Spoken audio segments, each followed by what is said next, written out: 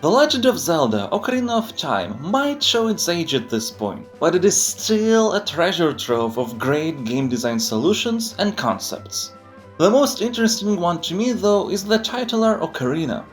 Throughout the game, you learn different musical tunes that let you do a variety of actions. Switch time of day, open up secret passages, teleport to other locations, among other things. Now, from a purely design perspective, it actually doesn't matter what the object doing this is.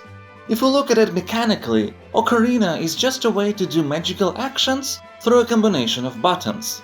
It could be literally anything, even something as traditional as a magic wand with the button presses being its motions. But by making this object an ocarina, an instrument that can play music, The Legend of Zelda transforms leitmotifs into gameplay mechanics. Leitmotif is the concept of a recurring musical theme that is strongly associated with an object, person, action, or idea. The Legend of Zelda series itself utilizes leitmotifs a lot.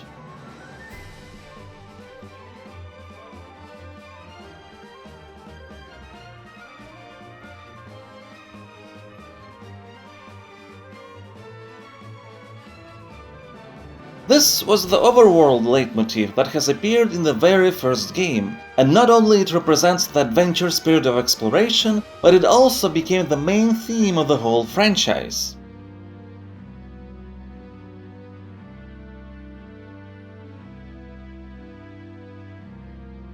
And this was Ganon's theme, that we hear whenever we see him on screen or are in location closely related to him.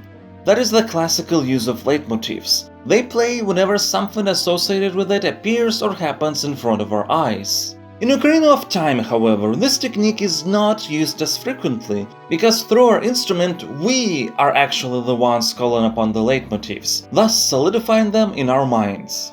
As an example, let's take Epona's song.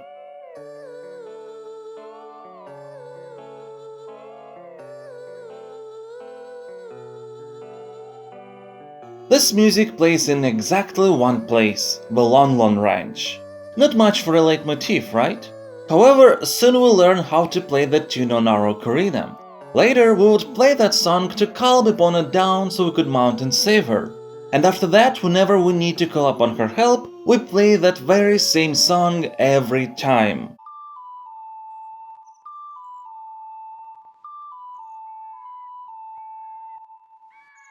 So even though the music on its own appears in just a single place, by playing it ourselves, we are the ones creating the connection between the song and what it represents.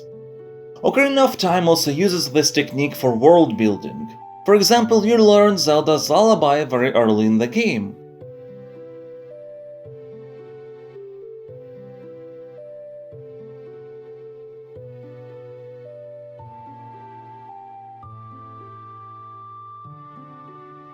That song is related to the royal lineage, and it can be used to, let's say, open a tomb of the royal family members.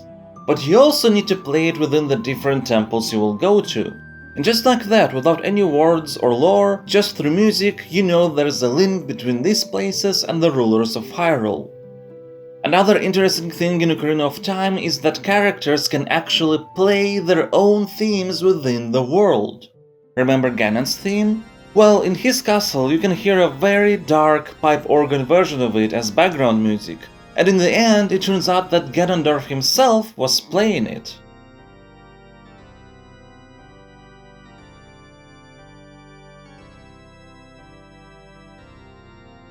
All this forms a very intricate relationship between the game's music, the world, and the players.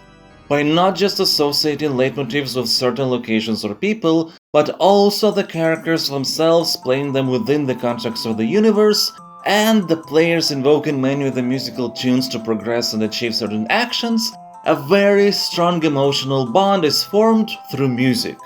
And that is what I believe makes Ocarina of Time special.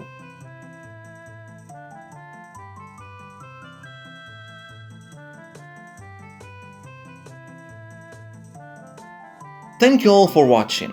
If you have had any strong experiences related to leitmotifs in games, not just Zelda, feel free to leave a comment. Don't forget to like, subscribe and click on the bell button. Also consider supporting my campaign at patreon.com/farlands. I'm making videos during my free time, so it helps out a ton. And if you pledge, you will receive an invitation to our Discord server, where we talk about all things related to games and game design. And of course, a special thank you goes to all my supporters.